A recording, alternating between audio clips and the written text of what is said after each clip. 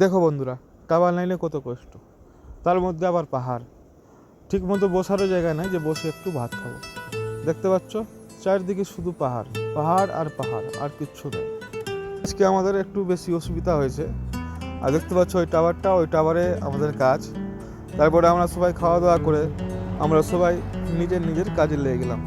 তো তোমরা একটু দেখো আমরা কি কি কাজ করি।